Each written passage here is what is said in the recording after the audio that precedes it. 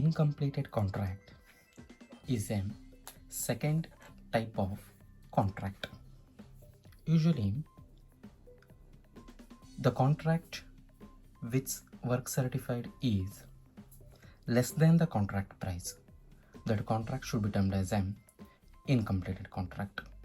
ಯಾವ ಸಂದರ್ಭದಲ್ಲಿ ಒಂದು ಕಾಂಟ್ರಾಕ್ಟ್ನಲ್ಲಿರುವಂತಹ ವರ್ಕ್ ಸರ್ಟಿಫೈಡ್ ಆ ಕಾಂಟ್ರಾಕ್ಟ್ ಪ್ರೈಸ್ಗಿಂತ ಕಡಿಮೆ ಇರುತ್ತೋ ಅಂತಹ ಕಾಂಟ್ರಾಕ್ಟನ್ನು ಇನ್ಕಂಪ್ಲೀಟೆಡ್ ಕಾಂಟ್ರಾಕ್ಟ್ ಅಂತ ಹೇಳಿ ಕರಿಬೇಕಾಗತ್ತೆ. While preparing the contract account form, those kind of the incompleted contract, we need to observe that at the credit side of the contract account, we cannot mention any kind of the contractee account here. Here, we need to mention by work in progress account. The work in progress is nothing but work certified plus work uncertified here.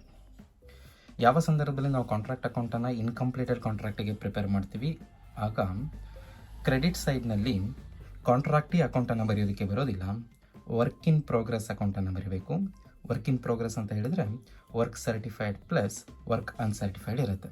ಮತ್ತು ಈ ರೀತಿಯ incompleted ಕಾಂಟ್ರಾಕ್ಟಲ್ಲಿ credit ಸೈಡಲ್ಲಿ find out ಆದಂತಹ ಪ್ರಾಫಿಟನ್ನು notional profit ಅಂತ mention ಮಾಡ್ತೀವಿ. Only the part of the notional profit can be transferred to the profit and loss account, and also the remaining part should be transferred to work in progress reserve account.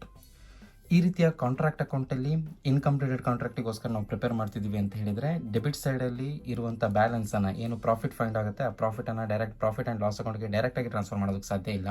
ಅಲ್ಲಿ debit ಸೈಡ್ನ ಬ್ಯಾಲೆನ್ಸನ್ನು notional profit ಅಂತ ಹೇಳಿ mention ಮಾಡಬೇಕಾಗುತ್ತೆ. ಆ notional ಪ್ರಾಫಿಟಲ್ಲಿ some part of the ಪ್ರಾಫಿಟನ್ನು ಮಾತ್ರ ಪ್ರಾಫಿಟ್ ಆ್ಯಂಡ್ ಲಾಸ್ ಅಕೌಂಟಿಗೆ ಟ್ರಾನ್ಸ್ಫರ್ ಮಾಡ್ತೀವಿ. ರಿಮೈನಿಂಗ್ ಪಾರ್ಟನ್ನು ವರ್ಕ್ ಇನ್ ಪ್ರೋಗ್ರೆಸ್ ಅಕೌಂಟ್ಗೆ ಟ್ರಾನ್ಸ್ಫರ್ ಮಾಡಬೇಕಾದಂಥ ಅನಿವಾರ್ಯತೆ ಇರುತ್ತೆ. While distributing the notional profit into the profit and loss account and also the work in progress reserve account, V needs to keep it in mind about these 4 concepts. ಯಾವಾಗ ನಾವು notional ಪ್ರಾಫಿಟಲ್ಲಿ some ಪೋರ್ಷನನ್ನು profit and loss ಅಕೌಂಟ್ಗೆ, remaining ಪೋರ್ಷನನ್ನು work in progress reserve ಅಕೌಂಟ್ಗೆ transfer ಮಾಡಬೇಕಾದಂಥ ಅನಿವಾರ್ಯತೆ ಇರುತ್ತೋ ಆ ಸಂದರ್ಭದಲ್ಲಿ ಈ 4 ಅಂಶಗಳನ್ನು ನಾವು ಗಮನದಲ್ಲಿಟ್ಕೊಳ್ಬೇಕು.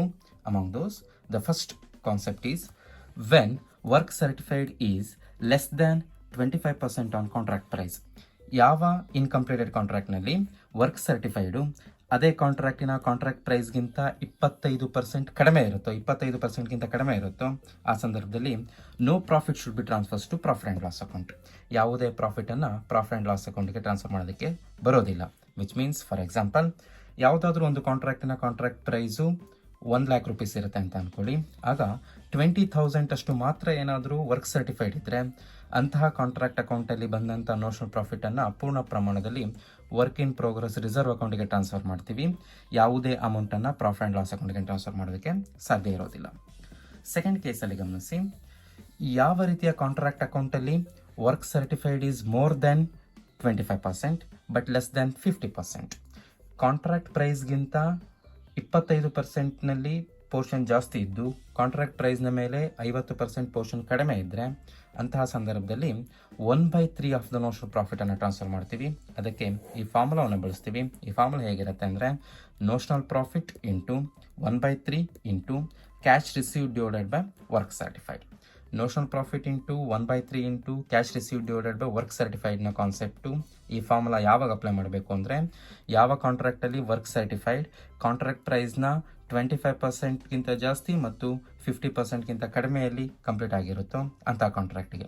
For example 1 lakh rupees contract price ಇರುವಂತಹ ಕಾಂಟ್ರಾಕ್ಟಲ್ಲಿ 30,000 rupees ಅಷ್ಟು ವರ್ಕ್ ಸರ್ಟಿಫೈಡ್ ಆಗಿದ್ರೆ 30,000 is more than 25% on the contract price and also less than 50% on the contract price. 1 lakh rupees contract price ಇದ್ದಾಗ 25%ಗಿಂತ ಜಾಸ್ತಿ ವರ್ಕ್ ಸರ್ಟಿಫೈಡ್ ಇರುತ್ತೆ. 30,000 ವರ್ಕ್ ಸರ್ಟಿಫೈಡ್ ಇದ್ದರೆ ಅಂತಹ ಕಾಂಟ್ರಾಕ್ಟ್ಗಳಲ್ಲಿ 1/3 ಫಾರ್ಮುಲಾವನ್ನು ಬಳಸಬೇಕಾಗತ್ತೆ. ಯಾವ ರೀತಿಯ ಕಾಂಟ್ರಾಕ್ಟು ಥರ್ಡ್ ಕೇಸಲ್ಲಿ ಗಮನಿಸಿ, work certified is more then 50% but less then the 100%. ಯಾವ ಕಾಂಟ್ರಾಕ್ಟಲ್ಲಿ ವರ್ಕ್ ಸರ್ಟಿಫೈಡ್ 50%ಗಿಂತ ಜಾಸ್ತಿ ಇರುತ್ತೆ ಆದರೆ 100%ಗಿಂತ ಕಡಿಮೆ ಇರುತ್ತೆ ಅಂತ ಸಂದರ್ಭದಲ್ಲಿ 2/3 ಫಾರ್ಮುಲಾ ಬಳಸಬೇಕಾಗುತ್ತೆ. ಈ ಫಾರ್ಮುಲಾ ಹೇಗೆ ಡೆವಲಪ್ ಆಗುತ್ತೆ ಅಂದರೆ notional profit into 2/3 into cash receive divided by work certified. ಈ ಫಾರ್ಮುಲಾ ಬಳಸಿ ನಾವು ನೋಷನಲ್ ಪ್ರಾಫಿಟನ್ನು ಪ್ರಾಫಿಟ್ ಆ್ಯಂಡ್ ಲಾಸ್ ಅಕೌಂಟ್ಗೆ ಟ್ರಾನ್ಸ್ಫರ್ ಮಾಡಬೇಕಾದಂಥ ಅನಿವಾರ್ಯತೆ ಇರುತ್ತೆ. ಸೊ ಇದಕ್ಕೆ ಎಕ್ಸಾಂಪಲ್ ಅಂತ ಹೇಳಿದ್ರೆ 1 lakh rupees ಕಾಂಟ್ರಾಕ್ಟ್ ಪ್ರೈಸ್ ಇರುವಂತಹ ಕಾಂಟ್ರಾಕ್ಟಲ್ಲಿ 65,000 ವರ್ಕ್ ಸರ್ಟಿಫೈಡ್ ಆಗಿದ್ದರೆ ಅಂತಹ ಕಾಂಟ್ರಾಕ್ಟಲ್ಲಿ 2/3 ಫಾರ್ಮುಲಾ ಬಳಸ್ತೀವಿ. So notional profit into 2/3 into cash receive divided by work certified ಈ ಫಾರ್ಮುಲಾ ಬಳಸಿ ಏನು ಅಮೌಂಟ್ ಬರುತ್ತೆ ಆ ಅಮೌಂಟನ್ನು ಪ್ರಾಫಿಟ್ ಆ್ಯಂಡ್ ಲಾಸ್ ಅಕೌಂಟ್ಗೆ, ರಿಮೈನಿಂಗ್ ಅಮೌಂಟನ್ನು ವರ್ಕ್ ಇನ್ ಪ್ರೋಗ್ರೆಸ್ ರಿಸರ್ವ್ಸ್ಗೆ ಟ್ರಾನ್ಸ್ಫರ್ ಮಾಡಬೇಕಾದಂಥ ಅನಿವಾರ್ಯತೆ ಇರುತ್ತೆ. ಲಾಸ್ಟ್ ಕೇಸಲ್ಲಿ ಗಮನಿಸಿ, when the work certified is 100% to the contract price, it is nothing but the completed contract. ಯಾವ ಕಾಂಟ್ರಾಕ್ಟ್ನಲ್ಲಿ ವರ್ಕ್ ಸರ್ಟಿಫೈಡು ಕಾಂಟ್ರಾಕ್ಟ್ ಪ್ರೈಸ್ಗೆ 100% ಇರುತ್ತೆ. For example 1 lakh rupees contract price ಇರುವಂಥ ಕಾಂಟ್ರಾಕ್ಟ್ನಲ್ಲಿ ವರ್ಕ್ ಸರ್ಟಿಫೈಡ್ ಕೂಡ 1 lakh rupees ಇದೆ ಅಂತ ಹೇಳಿದ್ರೆ ಆ ಕಾಂಟ್ರಾಕ್ಟನ್ನು ಕಂಪ್ಲೀಟೆಡ್ ಕಾಂಟ್ರಾಕ್ಟ್ ಅಂತ ಕರಿತೀವಿ. ಆ ರೀತಿ ಕಂಪ್ಲೀಟೆಡ್ ಕಾಂಟ್ರಾಕ್ಟ್ನಲ್ಲಿರುವಂಥ ಪ್ರಾಫಿಟನ್ನು ಫುಲ್ ಪ್ರಾಫಿಟ್ ಆ್ಯಂಡ್ ಲಾಸ್ ಅಕೌಂಟ್ಗೆ ಟ್ರಾನ್ಸ್ಫರ್ ಮಾಡ್ತೀವಿ. ಇಲ್ಲಿ ಯಾವುದೇ ರೀತಿಯ ವರ್ಕ್ ಇನ್ ಪ್ರೋಗ್ರೆಸ್ ರಿಸರ್ವ್ಸ್ಗೆ ಟ್ರಾನ್ಸ್ಫರ್ ಮಾಡಬೇಕಾದಂಥ ಅನಿವಾರ್ಯತೆ ಇರೋದಿಲ್ಲ. ಈಗ ಇನ್ಕಂಪ್ಲೀಟೆಡ್ ಕಾಂಟ್ರಾಕ್ಟಿಗೆ ಸಂಬಂಧಪಟ್ಟಂಥ ಒಂದು ಪ್ರಾಬ್ಲಮನ್ನು ಗಮನಿಸೋಣ. ಇಲ್ಲೊಂದು ಪ್ರಾಬ್ಲಮ್ ಇದೆ ನೋಡಿ.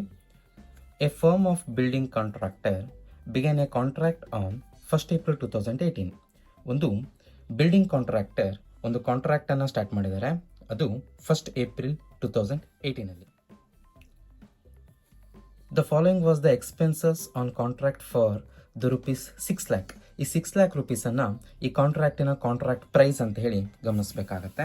ಅದಾದ ನಂತರ ಗಮನಿಸಿ, materials issued from stores rupees 1,50,000, materials purchased for contract rupees 40,000, plant installed at cost rupees 70,000, wages paid rupees 2,40,000, direct expenses rupees 22,000, establishment expenses rupees 10,000, outstanding expenses rupees 3,000, outstanding wages rupees 4,000.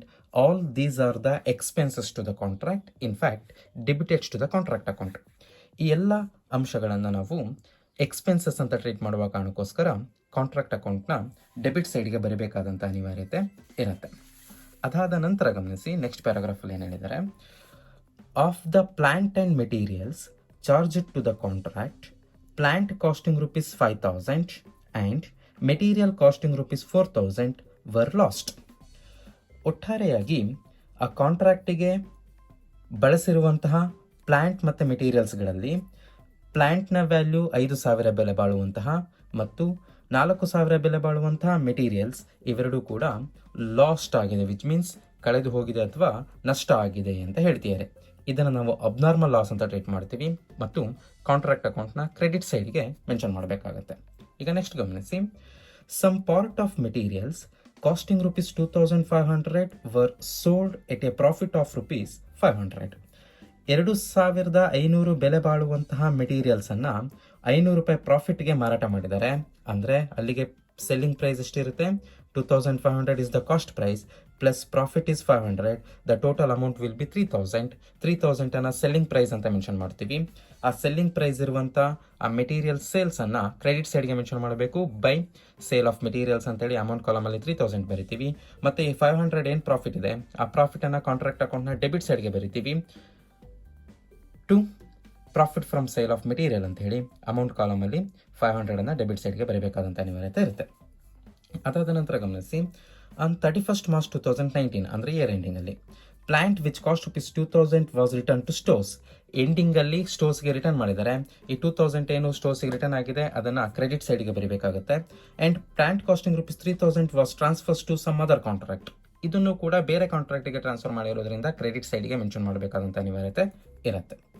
ಈಗ ಗಮನಿಸಿ, ಇಲ್ಲೇನು plant return to stores ಇದೆ ಮತ್ತು plant transfers to other contract ಇದೆ.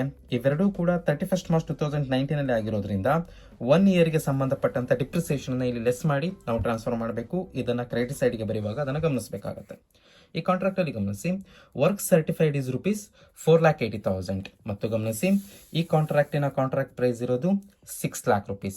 6 lakh rupees contract price ಇರುವಂತಹ ಕಾಂಟ್ರಾಕ್ಟ್ನಲ್ಲಿ work certified 4,80,000 ಇದೆ ಅಂತ ಹೇಳಿದ್ರೆ, so the work certified is less than the contract price. In fact that contract should be termed as an incompleted contract. ಇಲ್ಲಿ work certified contract ಪ್ರೈಸ್ಗಿಂತ ಕಡಿಮೆ ಇರೋದ್ರಿಂದ ಇದನ್ನು ಇನ್ಕಂಪ್ಲೀಟೆಡ್ ಕಾಂಟ್ರಾಕ್ಟ್ ಅಂತ ಮೆನ್ಷನ್ ಮಾಡಬೇಕು. ಸೊ ಈ ವರ್ಕ್ ಸರ್ಟಿಫೈಡ್ ಅನ್ನು ವರ್ಕ್ ಇನ್ ಪ್ರೋಗ್ರೆಸ್ ಅಲ್ಲಿ ಮೆನ್ಷನ್ ಮಾಡ್ತೀವಿ. And 80% of the same was received in cash ಅಂತ ಹೇಳಿದ್ರೆ, ಇಲ್ಲಿ ಕ್ಯಾಶ್ ರಿಸೀವ್ಡ್ನ ಪರ್ಸೆಂಟೇಜ್ 80% ಇದೆ. ನಾವು ನೋಷನಲ್ ಪ್ರಾಫಿಟನ್ನು ಟ್ರಾನ್ಸ್ಫರ್ ಮಾಡುವಾಗ ಇದನ್ನು ಗಮನಿಸಬೇಕಾಗುತ್ತೆ. The cost of work done but not certified, which means but uncertified is rupees 3,000. ಅಂದರೆ ವರ್ಕ್ ಅನ್ಸರ್ಟಿಫೈಡ್ 3,000 ಇದೆ, ನಾವು ವರ್ಕ್ ಇನ್ ಪ್ರೋಗ್ರೆಸ್ಗೆ ಆ್ಯಡ್ ಮಾಡೋದಕ್ಕೋಸ್ಕರ ಬಳಸ್ತೀವಿ. ಅದಾದ ನಂತರ ಹೇಳಿರುವಂಥ ಅಂಶವನ್ನು ಗಮನಿಸಿ. Charge depreciation on plant at 10% per annum. ಪ್ಲಾಂಟಿಗೆ ಈ ಡಿಪ್ರಿಸಿಯೇಷನ್ ಮೆನ್ಷನ್ ಮಾಡಬೇಕಾದ್ರು 10% ಇದೆ. So plant at the end ಅನ್ನು ಕ್ಯಾಲ್ಕುಲೇಟ್ ಮಾಡುವಾಗ, ಪ್ಲಾಂಟ್ ರಿಟರ್ನ್ ಟು ಸ್ಟೋರ್ಸ್ ಮತ್ತು ಟ್ರಾನ್ಸ್ಫರ್ಸ್ ಟು ಅದರ್ ಕಾಂಟ್ರಾಕ್ಟ್ ಅನ್ನು ಬರೆಯುವಾಗ ಈ 10% ಅಷ್ಟು ಡಿಪ್ರಿಸಿಯೇಷನ್ ಕಳಿಬೇಕು. ಅದು ನಮಗೆ ಗಮನದಲ್ಲಿರಬೇಕು. ಇದಿಷ್ಟು ಅಂಶಗಳಿಂದ ಕಾಂಟ್ರಾಕ್ಟ್ ಅಕೌಂಟ್, ಕಾಂಟ್ರಾಕ್ಟೀಸ್ ಅಕೌಂಟ್ ಮತ್ತು ವರ್ಕ್ ಇನ್ ಪ್ರೋಗ್ರೆಸ್ ಅಕೌಂಟನ್ನು ಬರೆಯೋದಕ್ಕೆ ಹೇಳಿದ್ದಾರೆ. ನಾವು ಕಾಂಟ್ರಾಕ್ಟ್ ಅಕೌಂಟನ್ನು ಪ್ರಿಪೇರ್ ಮಾಡಬೇಕು ಅಂತ ಅಂದರೆ ಈ ರೀತಿಯ ಒಂದು ಫಾರ್ಮ್ಯಾಟನ್ನು ರೆಡಿ ಮಾಡ್ಕೊಳ್ಬೇಕಾಗತ್ತೆ. Contract account, particulars amount, again particulars amount ಸ್ಟೇಟ್ಮೆಂಟನ್ನು ರೆಡಿ ಮಾಡಿರ್ತೀವಿ. ಈಗ ಪ್ರಾಬ್ಲಮಲ್ಲಿ 1 by 1 ಎಕ್ಸ್ಪೆನ್ಸಸ್ಸನ್ನು ಗಮನಿಸ್ತಾ ಹೋಗೋಣ. ಇಲ್ಲೇನಿದೆ ಗಮನಿಸಿ.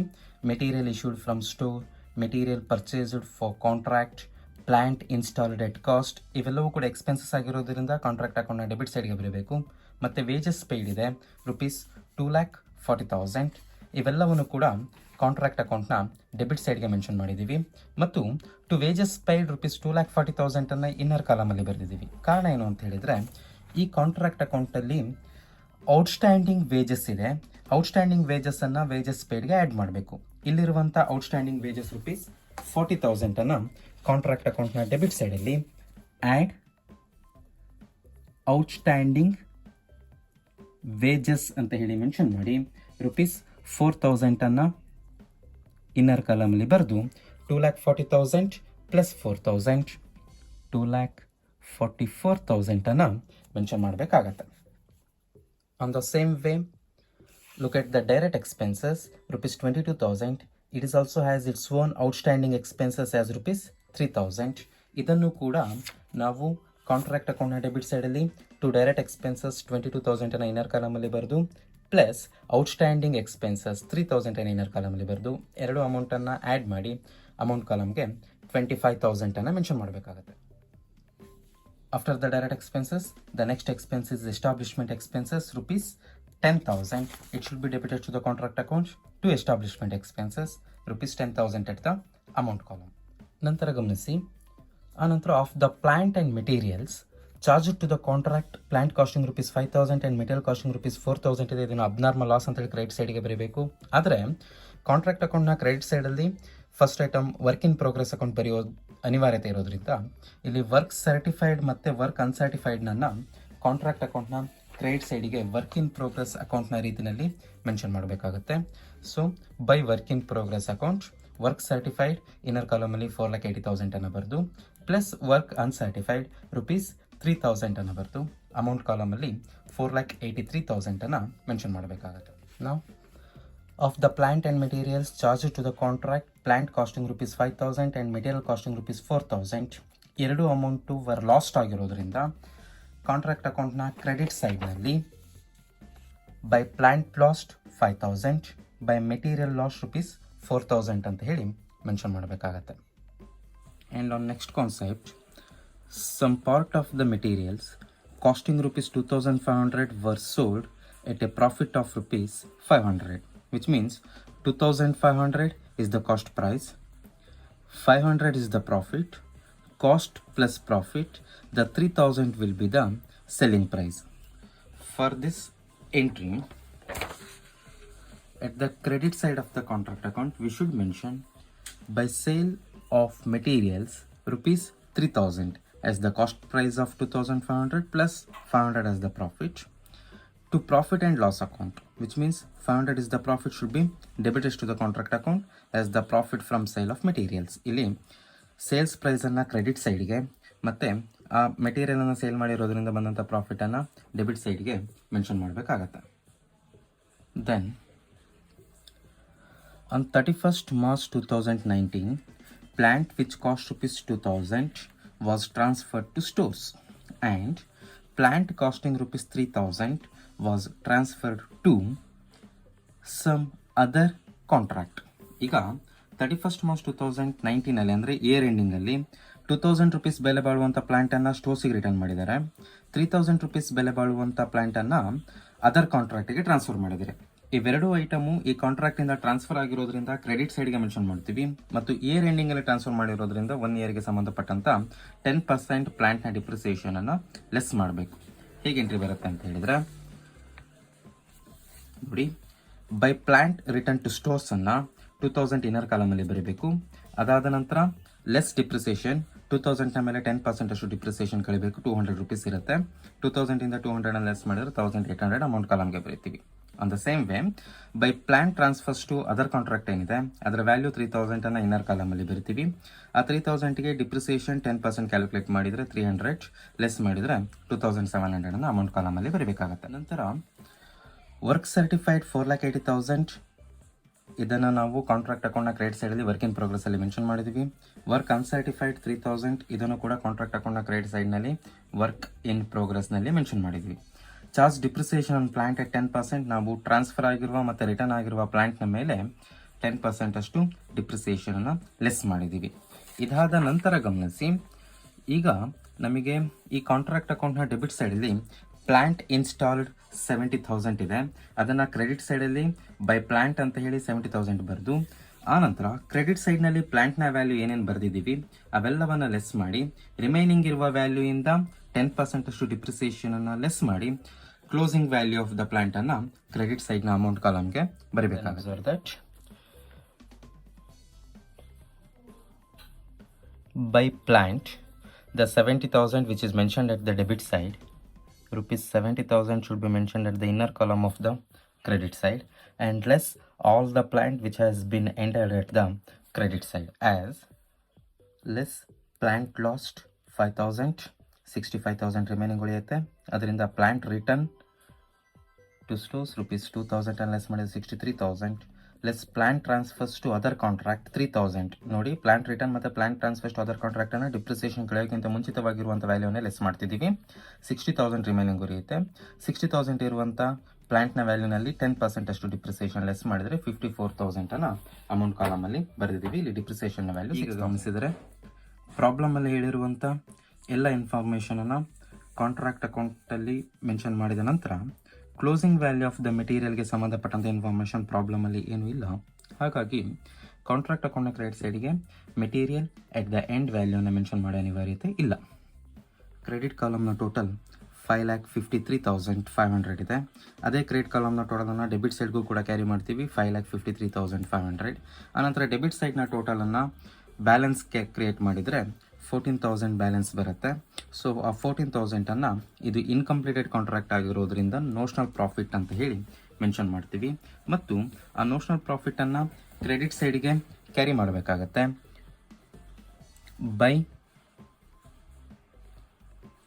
Notional profit ₹14,000. ನೋಷನಲ್ ಪ್ರಾಫಿಟನ್ನು ಕ್ರೆಡಿಟ್ ಸೈಡ್ಗೆ ಕ್ಯಾರಿ ಮಾಡಿದ ನಂತರ ಒಂದು ವರ್ಕಿಂಗ್ ನೋಟನ್ನು ಕ್ರಿಯೇಟ್ ಮಾಡಬೇಕು. ಆ ವರ್ಕಿಂಗ್ ನೋಟಲ್ಲಿ ಪರ್ಸೆಂಟೇಜ್ ಆಫ್ ವರ್ಕ್ ಕಂಪ್ಲೀಟೆಡನ್ನು ಕಂಡುಹಿಡಿಬೇಕಾಗತ್ತೆ. ಇಲ್ಲಿ ಪರ್ಸೆಂಟೇಜ್ ಆಫ್ ವರ್ಕ್ ಕಂಪ್ಲೀಟೆಡನ್ನು ಹೇಗೆ ಕ್ಯಾಲ್ಕುಲೇಟ್ ಮಾಡ್ತೀವಿ ಅಂದರೆ, percentage of work certified on the contract price calculate ಮಾಡಬೇಕು. ಈ ಪ್ರಾಬ್ಲಮಲ್ಲಿ ವರ್ಕ್ ಸರ್ಟಿಫೈಡ್ 4,80,000 ಇದೆ. ಆ 4,80,000 divided by contract price 6 lakh ಇದೆ, divided by 6 lakh into 100 calculate ಮಾಡಿದರೆ 80% ಅಷ್ಟು ವರ್ಕ್ ಇಲ್ಲಿ ಕಂಪ್ಲೀಟ್ ಆಗಿದೆ. ಯಾವಾಗ ಒಂದು ಕಾಂಟ್ರಾಕ್ಟ್ ಅಕೌಂಟಲ್ಲಿ ವರ್ಕ್ ಕಂಪ್ಲೀಟೆಡ್ 80% ಇರುತ್ತೆ, ಆ ಸಂದರ್ಭದಲ್ಲಿ ನೋಷನಲ್ ಪ್ರಾಫಿಟ್ನ 2/3 ಅಷ್ಟು ಪ್ರಾಫಿಟನ್ನು ನಾವು ಪ್ರಾಫಿಟ್ ಆ್ಯಂಡ್ ಲಾಸ್ ಅಕೌಂಟ್ಗೆ ಟ್ರಾನ್ಸ್ಫರ್ ಮಾಡಬೇಕು.